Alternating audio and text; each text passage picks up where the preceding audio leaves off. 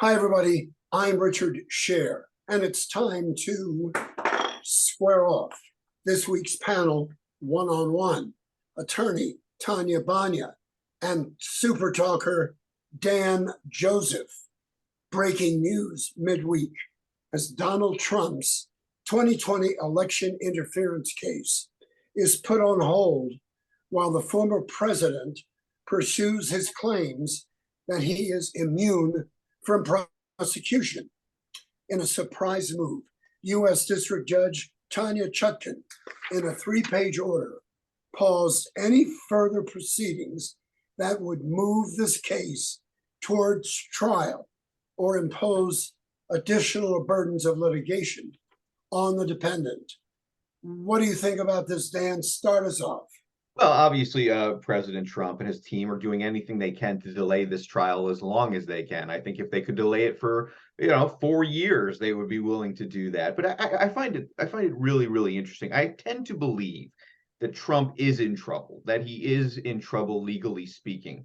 On two of these four cases, the election interference case, I think, looks really, really bad for him. The fake electors and all the lying he did and all the things that he said during that time period. I don't think he's responsible necessarily for inciting a riot at the Capitol. I think he inspired that riot, though. The one he's really in trouble, though, for is the stolen documents case. And if there's one case that's going to bring him down, it's the fact that he had all those documents in Mar-a-Lago. But I think we need to be very, very wary of what this is. This is a former president of the United States who has 91 indictments against him. And one way or the other, I think this is going to have a big impact on the presidential race in 2024. Tonya, what do you think? Yeah, I think I agree with everything that Dan said. These are serious charges, and while there may be devotees of the president who want to dismiss them as politically motivated, I think anyone who really looks at the law and the requirements to sustain these charges has to acknowledge that there's substantial evidence against the former president. Our legal system is not perfect. There are certainly lots of built-in opportunities to delay, drag things out, and that's what we're seeing. But I think it's all for naught, hopefully. Ultimately, the president's principal defense, putting aside this immunity kind of claim, is that he's really not that smart. And last I checked, stupidity and ignorance of the law is not a real defense. So I expect it all to move forward. I'm very interested to see if he does get convicted of one of these charges, what actually happens. I don't think it's beneficial to particularly anybody to have a former president, whether you like him or not, sitting in a jail cell somewhere. I do, however, believe that, I know this sounds kind of cliche, but nobody is above the law. And we have to show that. If it turns out that President Trump did break the law in one of these cases and he's convicted of it, there have to be serious consequences. And my hope is that at the very least, one of the consequences will be that the American people will not give him another chance to serve in office. I already think he's, in my opinion, he's already gotten that opportunity, and he shouldn't even be considered. But this is uncharted territory we're dealing with right now, and what happens is going to be an indicator of what's going to happen in the future if another president, sitting president or out of office president, gets in trouble with the law. Well, and let's not forget that the insurrection revealed how precious and delicate our hold on democracy and civility really is, and the fact that things only went as far as they did, doesn't change the fact that those who would like to see us engaged in a civil war have recognized now what the fault lines are in our system. And, the next time they may get away with, obstructing the lawful exchange of power. And so we really do have to show and use President Trump as an example to show that you can't engage in that kind of behavior without repercussions. I also agree that I don't, as much of a critic as I am of Donald Trump, I don't think it serves the interest of any of us for him to be in jail. But, and I think the legal aspects of it, regardless of what happens to him, regardless of whether he's convicted or not, I think the aspect of it where that's really the most dangerous is the fact that Donald Trump did everything he could to raise questions about about fraud, which didn't exist, raise questions about whether our democracy works or not, and in the process, he convinced a whole lot of people that your vote doesn't matter. And that's not a message we want to send to anybody. We need to be sending the message that our elections are secure, that the elections are fairly done, and that the winner is actually the winner, and we don't want either party to be questioning it after every presidential election.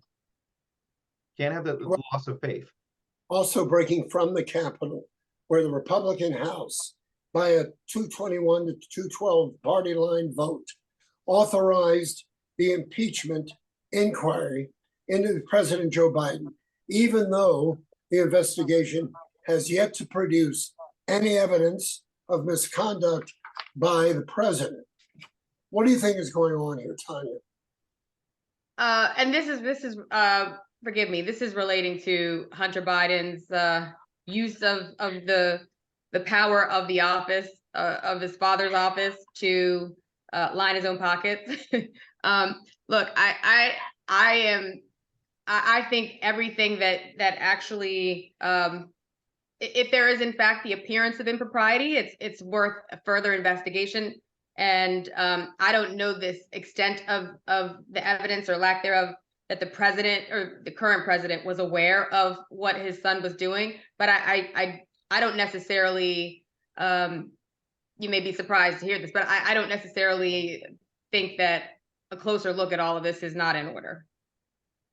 Yeah, I agree with that. I think, there's a little bit of smoke here. I will say this, there is no possible way that I will be voting for Hunter Biden as president of the United States in 2024. And right now, there's a lot of evidence against Hunter Biden that he had some wrongdoing, but there's nothing so far about Joe Biden. And right now, it simply appears, I think, to most Americans that this is sort of a witch hunt, and that the Republicans are overstepping. They're going out here and saying, well, we're going to vote for impeachment based on what we have right now. They don't really have anything, and the American people can see through that. Now, what the American people will say, though, is I think most Americans don't really understand what impeachment is. I don't think people understand how impeachment works. I think there's a lot of convoluted stuff in these issues involving Hunter Biden and possibly Joe Biden that they're not going to understand. But they will say, the American people will say that they favor impeachment because of the way the economy is going right now, because of the way their pocketbook feels, because of the issues in the world. So, like I said, people don't get impeachment. They just think, well, the president is not doing a good job in my eyes, and therefore I support it. That's a danger for the president. That's a danger for Joe Biden.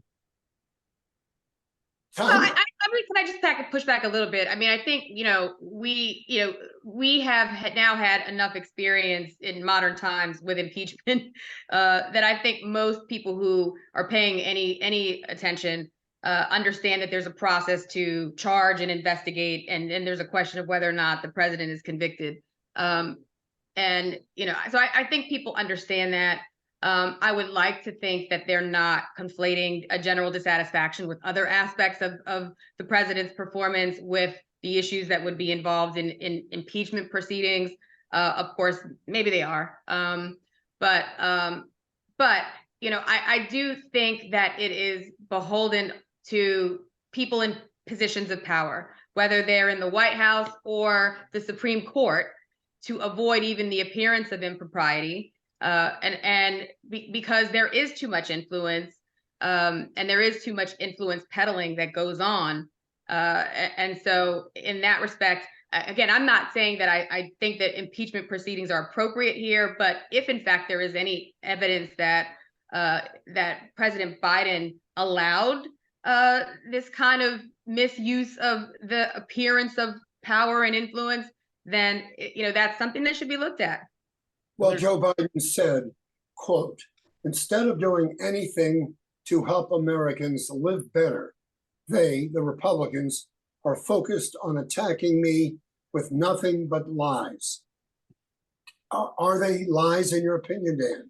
or there's nothing? No, I don't know if they're lies. They're unproven accusations, though. And I think there are a lot of people in the Republican Party who perhaps believe them, particularly in the base. The base of the Republican Party will believe anything bad about Joe Biden that you can throw out there, but they risk a lot. Yeah, they want to throw that label of impeachment on Joe Biden, but we remember, I know all of us remember, Bill Clinton back in the late 90s. He was impeached, and people interpreted it as being wildly unfair. The Clinton team and the Democrats pushed back. And after the impeachment was over, he was more popular than ever because people thought that he was being treated unfairly. I don't know if the same thing is going to go with Biden. He's not nearly as politically talented. He's not nearly as good of a communicator as Bill Clinton is. What I don't want to see, what I definitely don't want to see, is I don't want to see impeachment and the threat of impeachment being used with every consecutive presidency from now on. Yeah, I know the Republicans are still very bitter about Donald Trump being impeached twice. I get that. But retaliation is not the reason for impeachment if that's what you're going for. And I don't want to see the next president, whoever that may be, just being impeached because people don't like him. But that's really what it looks like with the Republicans. They look like they're going after Joe Biden on anything they can find simply because the base of the party is demanding it. And what does that say about what's going on in Capitol Hill with our Republicans and Democrats fighting all the time and not really coming out to work for the people who put them in office? Well, in some ways they are, because right now the primary system is very, very powerful in this country. And it's really the bases of the two parties that control and determine what the party apparatus in Congress is going to do. Yeah, it's run by extremes, but as a result, both parties now are doing what they do specifically to appeal to that small sliver of voters that selects the candidates that we all get to vote for. And that's bad. You don't want that. In my opinion, I think it's time to scrap the primary process. I think it's time to go to another kind of system because this is not working. And you have that small segment of America that has a lot of power.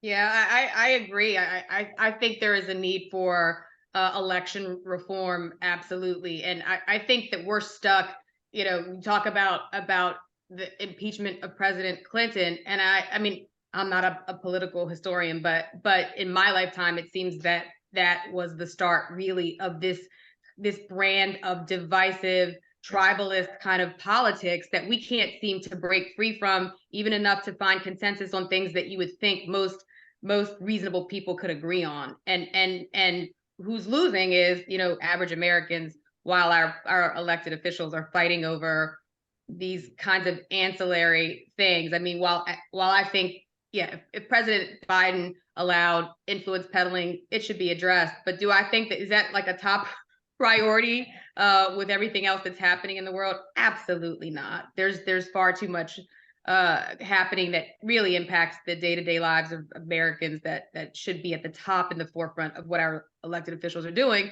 and they're obviously not focused on that. Let me ask you this. In your opinion, as an attorney, is the pause in the Trump case a possible major break for Trump?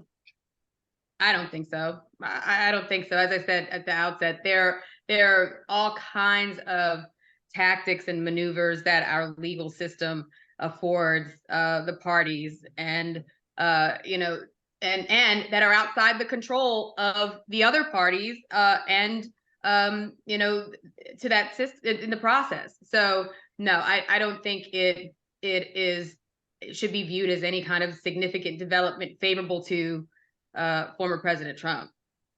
Dan, what are your thoughts?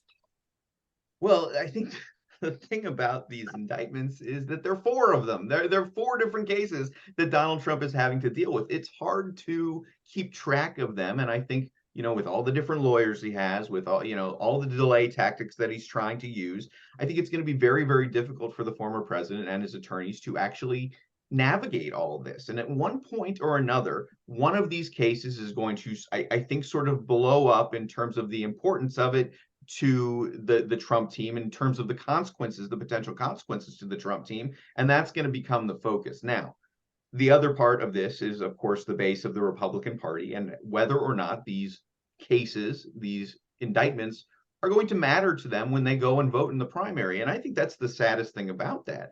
I think most Republicans right now, and I consider myself a conservative, but no longer a Republican. I think most of them are for whatever reason saying, you know what? No, I don't care. I don't Well, care about Donald Trump being indicted. Dan, why are you no longer a Republican? Because in 2016, I broke with the party due to the nomination of Donald Trump, and I have not gone back. I cannot deal at the time, you know, it was that I didn't I morally speaking, I couldn't deal with the president. I couldn't deal with the lies. I couldn't deal with the bad behavior. Now it's more it's based on, you know, what we've seen with our own two eyes over the last few years. And I can't imagine how January 6th, in the eyes of many Republicans, makes Donald Trump a victim. I don't get it. And I mean, I do get it, but it requires a really long explanation as to how it happened. But that should be disqualifying, in my opinion, for everybody. Can I Tonya, tell you're- you something? No one would have expected to hear. I used to be a Republican, and I had to leave the party because I couldn't stand it. I had to leave on principle grounds as well. I think it was the stolen election and the handling of Hurricane Katrina that ultimately pushed me out. Also, the fact that no one expected me to be a Republican, but that's another topic. But no, good for you. I mean, look, you know, I am a fiscally conservative person, and I believe in libertarian values. And the Republican Party used to stand for a lot of that, and it really has been hijacked by these kind of extremist views that I don't think are held by most people who identify as Republicans. And it is disappointing. I think you're right that most people who identify as Republican are not as troubled by Donald Trump's behavior as they should be, and would absolutely vote for him if given the opportunity to do it today. And I think that's also a sign of what you were talking about, Tonya, with the just complete and total political warfare that we're experiencing now. It's no longer about basic disagreements on policy. What it's about now is destroying the other side, regardless of how awful your side may be. It's about, you know, the Republicans today, especially the Trump supporting Republicans, they don't just view the Democrats and the liberals as being wrong. They view them as being an existential threat to the existence of the nation. That's why they're willing to overlook so much of this. all right, we're going to stop for a moment. Excellent discussion, you two, former Democrat, Republicans. I don't know what you are now, except fabulous guests. Here's the voice of Square Off, Howard Mallison. Thank you. Thank you, guys. You know, with the Christmas season, the holiday season coming on, it's a perfect time to take your family to Pappas sports bars and restaurants. It's always great for a special occasion or just watching sports in their bars and just having a great meal. You can enjoy a fabulous Pappas crab cake, or as Richard calls it, the Fab Cake, which is Oprah's favorite. One of the many delicious choices on the Pappas menu. Pappas ships their crabs anywhere, all over the country. And with 4 locations, including their newest sports bar and restaurant in Bel Air, see you at Pappas. And Pappas wishes everybody a happy holiday, too. And also, Leading Edge Auto Body and Mechanical Repair want you to know that the insurance companies cannot tell you where to take your car. Richard and his family have been taking their cars to Leading Edge for years. They work on all makes and models. They offer free pickup anywhere in the Baltimore area. Call Leading Edge at 410-433-6433 or visit them at 5807 Falls Road in the heart of Mount Washington. They make your car look and run like new again. Now back to you, Richard. And I can guarantee you, you will love the result at Jeff Siegel's Leading Edge. All right, now let's turn to a local story with a violent ending. 18-year-old Carlos Ricardo, he's a high school senior from Lancaster, Pennsylvania. He drove to Baltimore with a buddy. They were checking out an Acura TL that they saw advertised on Facebook Marketplace. They met 2 brothers in the 2800 block of Harlem Avenue. This is in the city. They looked over the Acura and decided not to buy it.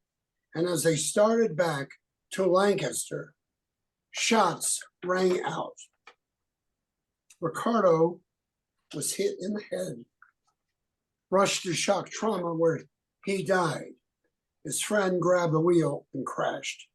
Police say the shooter is 18-year-old Marquise Harris from Baltimore, charged with first-degree murder and other charges. He was one of the men who was trying to sell the car. And this raised the question on all the talk shows about the violence in Baltimore and why did this kid come into the city to do this? What are your thoughts, Tonya?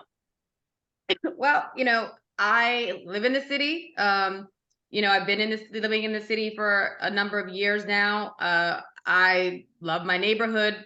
My neighborhood is very safe, but my neighborhood is also one of the most expensive, if not the most expensive neighborhood, probably not the most, but one of the most expensive neighborhoods in the city. And it also has its own private security force. I hate when I hear people talk about being fearful of coming into the city, but I understand it. And, I think we need to hold our political leaders accountable because they're not doing enough. They just, there have been successful campaigns to address crime on a local level in Newark. What is Brandon Scott doing except for magazine covers to try to investigate novel approaches to crime reduction? I'm not aware of anything. And he needs to go. He needs to go. We need to vote for someone who is going to come in with innovative, multifaceted approaches to crime reduction. And that's the only solution I have, is to vote out the current mayor and put someone else in office who's going to really be thinking about this critically, not doing more of the same. Dan. Yeah, look, I miss working at WBAL very much, but one of the things I don't miss is going into work every single day and having to talk about the latest crime and the latest murder and the latest shooting, particularly among the city's young people. I was in Baltimore too myself. I lived there when I first moved out here. I moved out, and that was the primary reason why. I really didn't feel safe in the city anymore. I had my car broken into a couple times. I'm very lucky that I didn't, have anything worse happen, that I wasn't injured or God forbid killed. At the same time, yeah, I mean, Brandon Scott I've lost faith in him. I never really had a lot of faith in the guy, but I lost almost any confidence that I had. And I do believe that the city has lost confidence too. And I think that, we're going to see an election very, very soon. I think Sheila Dixon is going to be able to make a case very effectively, if not somebody else, make a case very effectively that we need to get tougher.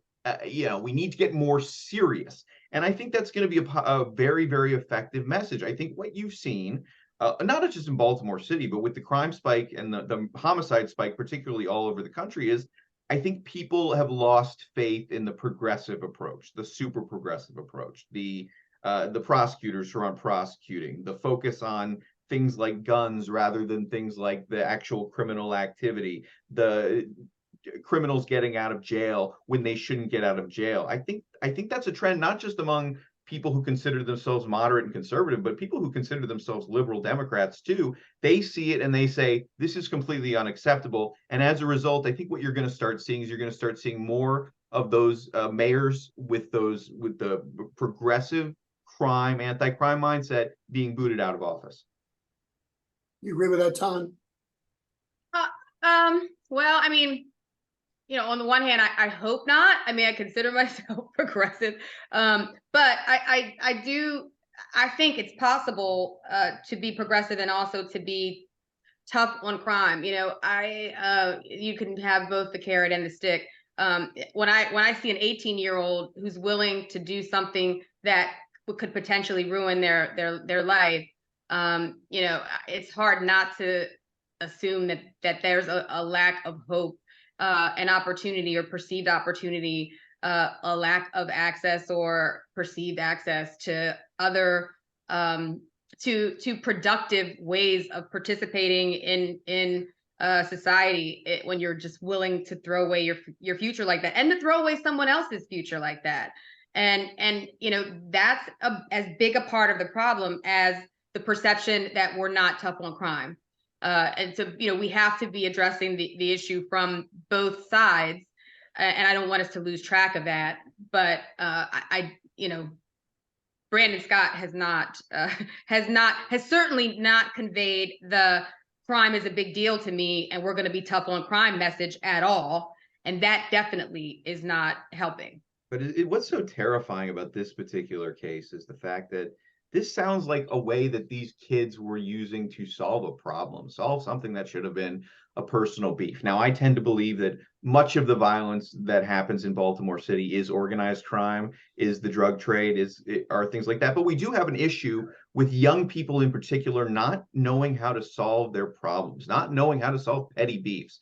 And I don't know what leads to that, what has led to that issue growing over the last couple of decades, I would say, but it's certainly a problem. And I think that, you have to look at the parents when something like that happens. You have to look at people who are in these kids' lives who are not giving them the real lessons that they need in order to uphold the social contract and be also productive members of society. What does the city need to do to change the whole perception? The mayor will tell you that the murder rate is down, non-fatal shootings are down, but then you have situations like this. This topic was not designed to blast the mayor, but to look at the city and its violence. What can make it less violent, Tonya? Well, I mean, no one's wants to hear this, but the fact is, at 18 years old, for most people, from an intervention perspective, from a what should our leaders be doing? It's too late. I mean, really, it's too late. The focus needs to be on young people and identifying those children who are most at risk to fall into a mindset where life doesn't matter. And I don't know how you do that, but I think that's where you have to start. At 18 years old, this kid can certainly be rehabilitated and have another chapter to his life, but in most cases, I don't think that that's so. But I do think that if you intervene early enough, that you can create opportunities and more importantly, awareness of opportunities, real opportunities that will make young people not want to engage in the behaviors that land them in jail for a significant period of their young adulthood. But it's important that the punishment also fit the crime, and that they are scared of those punishments, that they know that if they do something wrong, that there's going to be prosecution and there are going to be serious consequences. I agree with Tonya. Look, if you're 18 years old and you're in this lifestyle, you're done. There's no way you're coming back. What we have to do is we have to look at the 13-year-olds. We have to look at the 10, 11, and 12-year-olds and say, look, you can't go down this path. But the question is, who's going to teach them that? Who is there to make sure that they are being told, hey, look, this is the way society has to run. This is the way the social contract has to be upheld. And you have to do your part. And you don't want what's coming if you don't do it. All right. Stopping here for Howard Mallison. Two more great sponsors of Square Off. Hal? Thank you, Rich. I'm sure you've seen some of the Barry Glazer TV commercials. They're different. They get your attention. They also get your results. That's why Barry Glazer and his team, including an in-house doctor, make no apologies for getting every penny they can from the insurance companies. So when it comes to personal injury or medical malpractice, there's only one choice. It's our friend, Barry Glazer, at 410-547-8568. And there's a lot of diners in Baltimore, and the most famous of them all are the Double T diners. TT, totally terrific. You're sure to find the best breakfast, lunch, or dinner from the Double T's enormous menu selections. There's Double T locations on Route 40, Route 40 West, Perry Hall, White Marsh, Annapolis, Pasadena, and the EC Diner in Ellicott City. Plus, try By the Docks in Middle River for their Monday night lobster specials. They're all in the Double T family, and they wish you a happy holiday, too. Back to you, Richard. All right. We're running short on time. This is a breaking story. The Supreme Court has refused to put a hold on a new Illinois law that bans certain high-power semi-automatic weapons, like the one used in the mass killing of 7 people at a 2022 parade in a Chicago suburb. This from the Supreme Court. quick reaction from you, Dan. Yeah, look, I'm all in favor of banning assault weapons or assault style weapons.